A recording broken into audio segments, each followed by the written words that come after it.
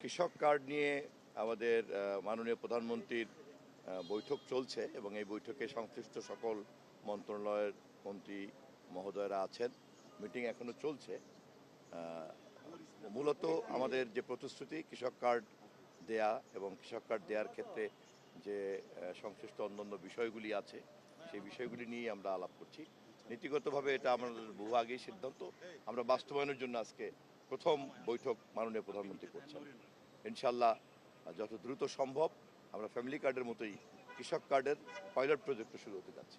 এটাও কি ঈদের আগে কি কৃষক কার্ড বিতরণ শুরু হবে? সময়টা এই মুহূর্তেই বলা যাচ্ছে না, কারণ সময়ের সঙ্গে তো প্রস্তুতির অনেক বিষয় জড়িত। তবে আমাদের মাননীয় প্রধানমন্ত্রীর নির্দেশ এবং তার পরামর্শ হচ্ছে যত দ্রুত সম্ভব এটা করা যায়। তো সংশ্লিষ্ট মন্ত্রণালয় সকলে বেছে বের করছেন যে কিভাবে দ্রুত করা যায়। এই কার্ডটা পেলে একজন কৃষকের উৎপাদনের সঙ্গে সংশ্লিষ্ট সকল ধরনের সুযোগ সুবিধাই তিনি পাবেন। যেমন ধরেন তাকে আপনার কৃষি জ্ঞান, কৃষি যন্ত্রপাতি সহজলভ্য করা, তাকে আপনার সার, কীটনাশক, বীজ, কৃষি উপকরণ যে কোনো ধরনের সহযোগিতা তাকে করা।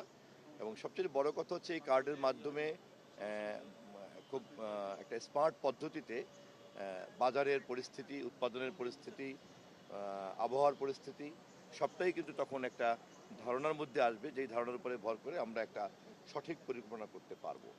যেমন কৃষকরা কি পাবে নাকি এলাকার মেম্বার বা যারা প্রভাবশালী তারাই আসলে নিয়ে নেবে?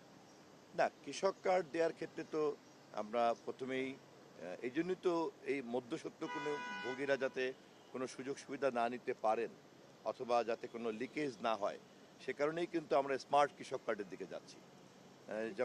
যেমন একজন আমরা যারা মোবাইল ফোন ইউজ করি, একজন সিম ক্রেতা এবং তিনি সরাসরি কিন্তু তার সব ধরনের সেবা ব্যাংকের থেকে পাচ্ছেন। অতএব একটা কৃষক স্মার্ট কার্ড যখন আমি তার হাতে পৌঁছে দেবো, এরপরে কিন্তু রাষ্ট্রের সঙ্গে তার যোগাযোগ থাকবে সরাসরি, কোনো মধ্যস্বত্বভোগী থাকবে না এবং তারও যে কোনো সমস্যা কিন্তু সরাসরি রাষ্ট্র জানতে পারছে। ফলে পরিকল্পনার ক্ষেত্রে আমাদের কিন্তু তখন সহজ হবে।